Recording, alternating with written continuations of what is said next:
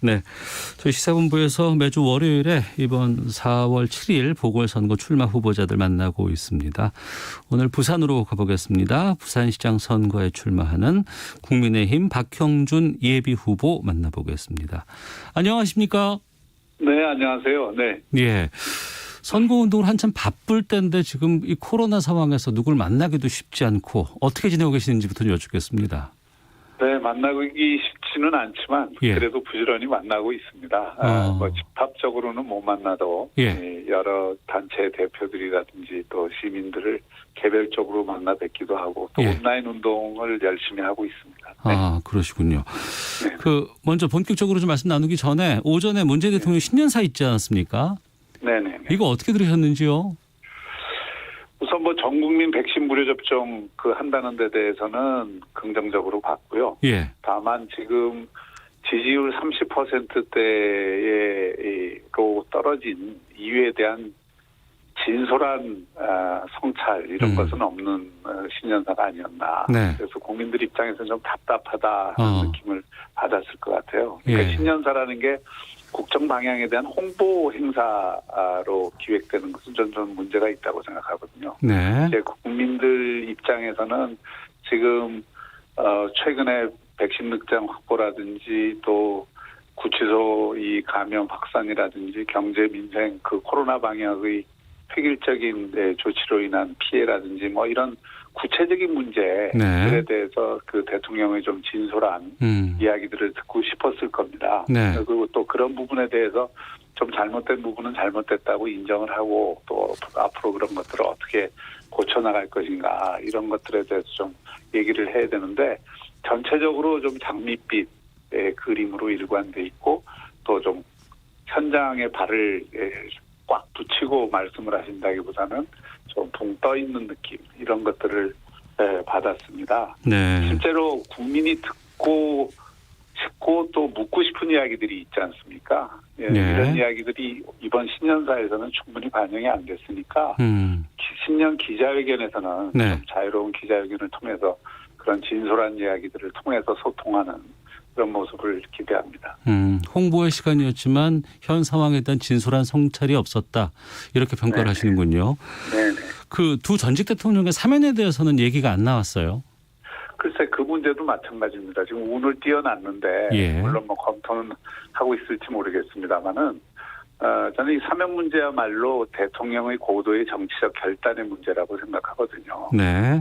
그리고 이 부분은 이 사면을 찬성하는 사람들을 설득해야 되는 문제가 아니고 바로 자신의 지지층을 설득해야 되는 문제라고 생각합니다. 네. 사면이라는 건 다른 거 다 떠나서 국민 통합이라고 하는 가치 그것 때문에 하는 것이기 때문에 그것이 지금 금년의 신년사에서도 포용 통합 이 말씀을 하셨으니까 그 방향에 맞게끔 구체적인 이 정치적 행동으로 보여주는 것이 필요하다고 생각을 합니다. 부산시장 이제 출마 관련해서 좀 여쭤보겠습니다. 네네. 왜 나오셨는지부터 좀 여쭤봐야 될 것 같네요. 예. 그 말씀하시면 굉장히 긴데. 짧게 좀 부탁드리겠습니다. 기본적으로는 이게 대한민국의 새로운 리더십을 세우는 일이 대단히 중요하다고 생각하고 그 하나의 징검다리로 서울과 부산 양쪽에서 대한민국의 미래를 대표할 수 있는 리더십을 한번 선보여야 되겠다 하는 생각을 저는 하고 있고요. 그것이 혁신과 민주라고 하는 두 개의 키워드로 요약이 될 것 같습니다. 부산에서부터 한번 혁신적이고 민주적인 리더십의 전형, 대한민국의 정말 새로운 도약을 위해서 필요로 하는 그런 리더십의 전형을 한번 보여주고 싶다 하는 생각에서 나왔습니다. 네. 부산의 장단점을 누구보다도 많이 알고 계신 분으로 얘기가 되고 있는데 가장 지금 현재 부산의 상황, 장점이 될 수도 있고 아니면 또 드러난 문제점들도 있을 것 같습니다. 어떤 것들을 말씀해 주시겠습니까?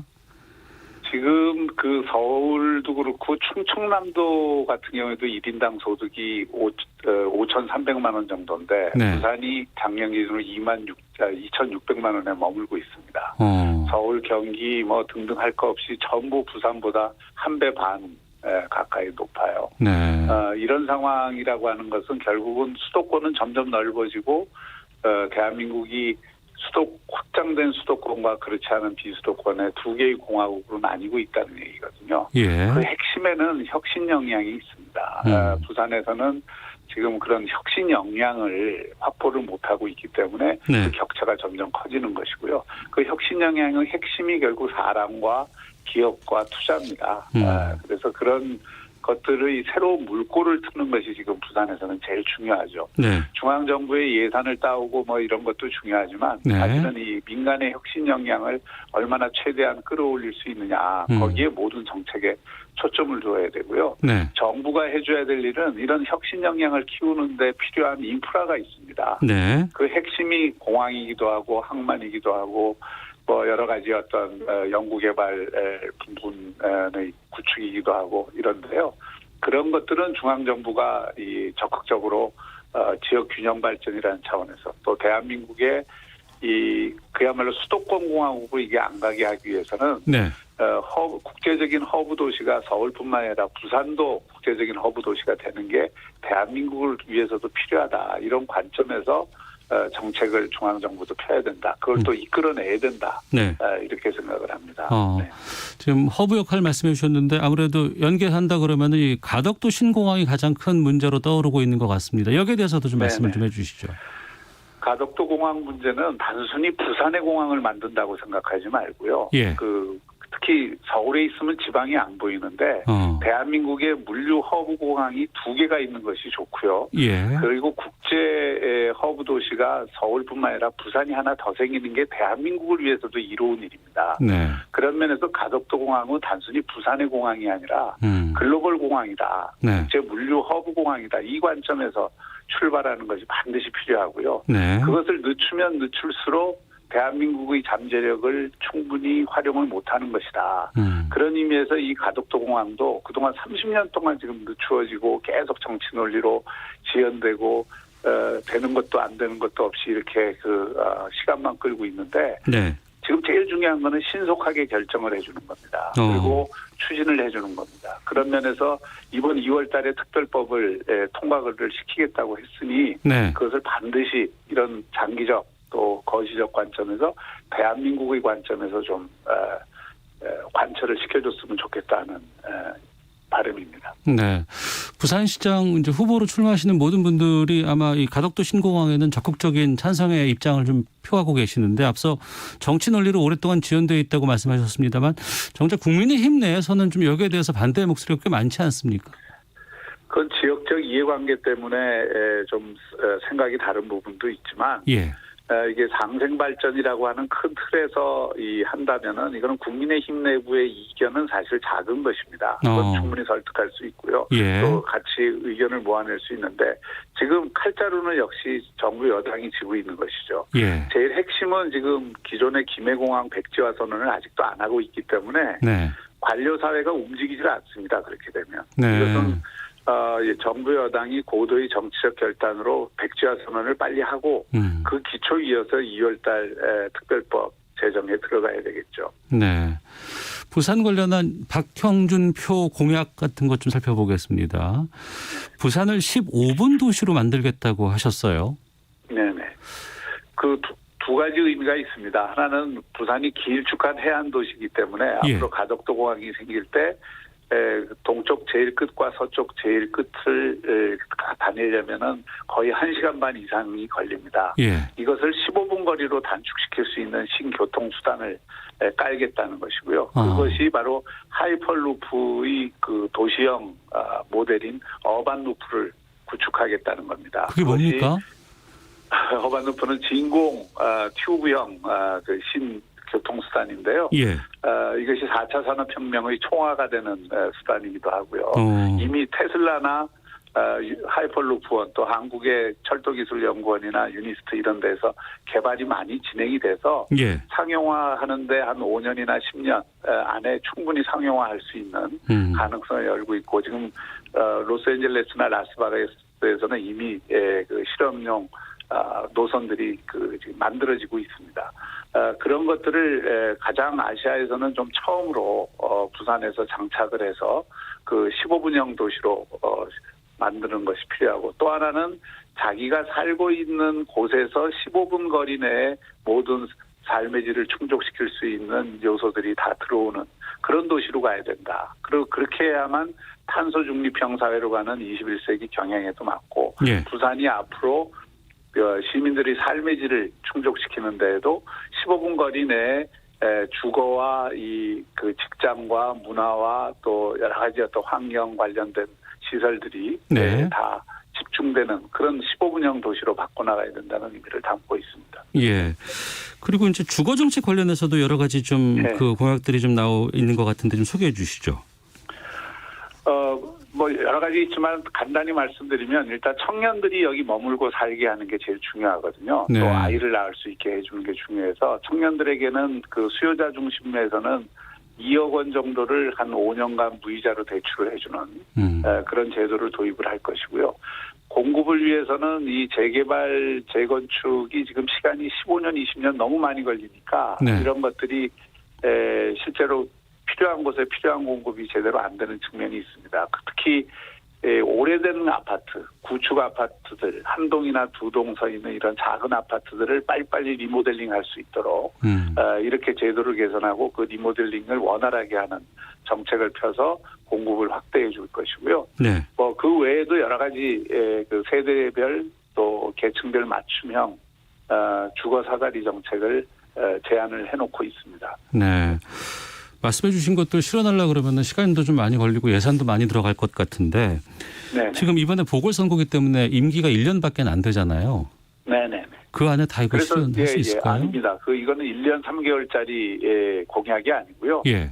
5년 3개월을 기준으로 해서 다 공약을 내실 수밖에 없습니다. 이번에는. 예. 그리고 그 1년 3개월 안에 이루어지는 것도 있고 착수하는 것도 있고 이렇게 되는 것이죠.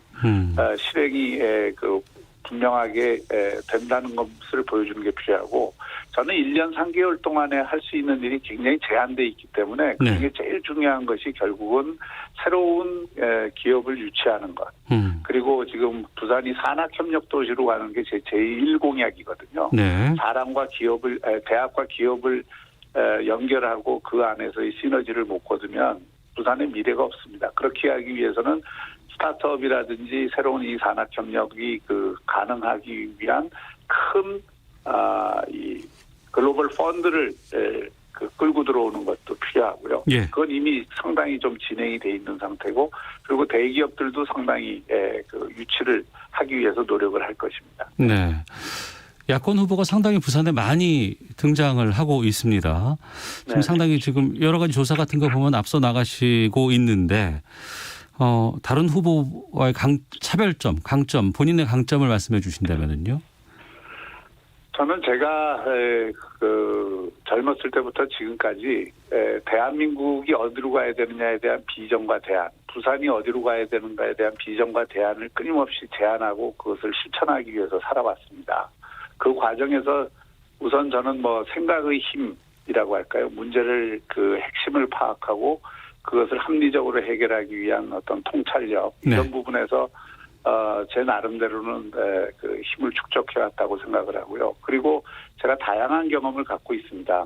교수이지만은 시민운동 그리고 청와대 수석 그리고 국회의원, 국회 사무총장 이런 다양한 경험을 통해서 제가 일머리를 좀 아는 편이라고 생각을 합니다. 네. 그리고 마지막으로는 소통할 수 있는 능력. 남의 말을 잘 알아듣고 단순히 경청하는 수준이 아니라 소통을 통해서 어떤 수기와 합의를 끌어낼 수 있는 네. 이런 공감 능력에 있어서 그래도 제가 좀 낫지 않나. 그리고 전체적으로는 저에게는 미스터 합리주의자라고 하는 이미지가 있기 때문에 네. 그런 어떤 합리적 변화에 대한 기대 이런 거를 제가 조금 충족시키기에 적합하지 않은가 이런 생각을 하고 있습니다. 예. 그런데 앞서 나가다 보니까 공격이 상당히 좀 많아요. 거세기도 하고. 네네. 전직 시장이었던 불출마 선언을 한 서병수 의원은 박형준 불가론 이걸 얘기하기도 했고 이현주 전 의원도 실패한 전략가다 이렇게 지금 공격하고 있거든요. 당연히 여론조사에서 좀 앞서다 보니까 공격이 저한테 집중되는 것은 어떤 의미에서 정치에서는 불가피한 일이고요. 저는 이런저런 정치적 비판에 대해서는 저도 나름대로 논리적으로 앞으로 이 경선 과정에서 충분히 반박을 할 수 있다고 보고요. 예. 다만 이 사실에 기초하지 않은 네거티브나 또 허위 사실에 기초한 마타도 이런 거는 저희가 한 팀 내의 경선이라고 하는 그 원칙을 잃어서는 안 된다고 생각합니다. 네.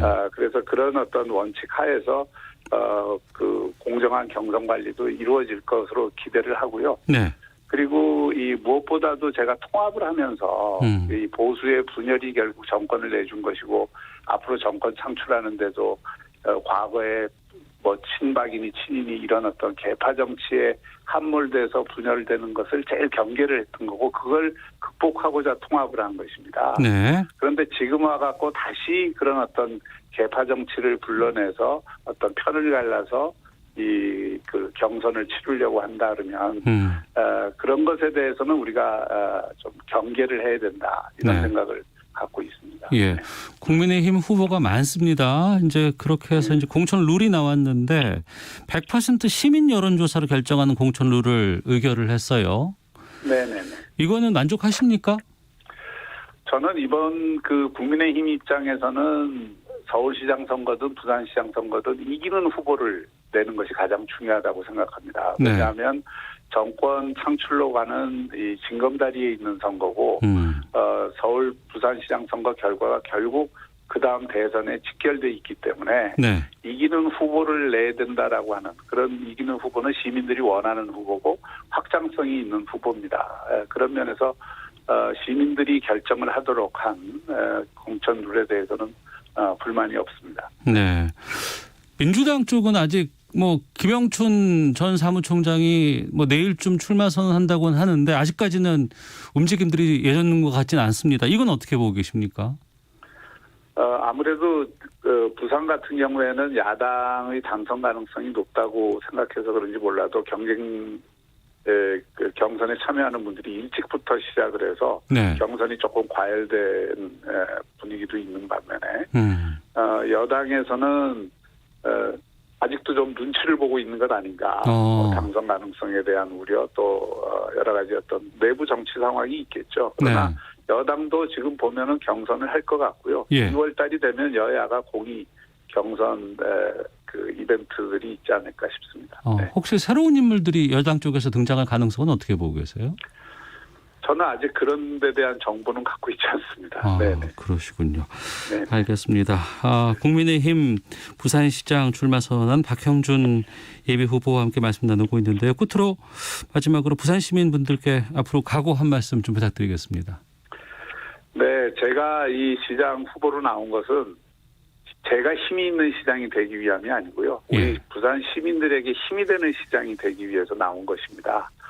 제가 가지고 있는 생각 그리고 제가 가지고 있는 그동안의 경험을 모두 쏟아부어서 부산이 과거에는 하천이었는데 지금 개천이 되고 있는 이 실정입니다. 이 개천에서 다시 하천으로 나갈 수 있는 돌파구를 한번 반드시 마련을 해보겠습니다.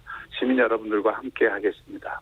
네, 알겠습니다. 오늘 말씀 여기서 듣도록 하겠습니다. 고맙습니다. 네, 감사합니다. 네. 예, 지금까지 국민의힘 박형준 예비후보와 함께 말씀 나눠봤습니다.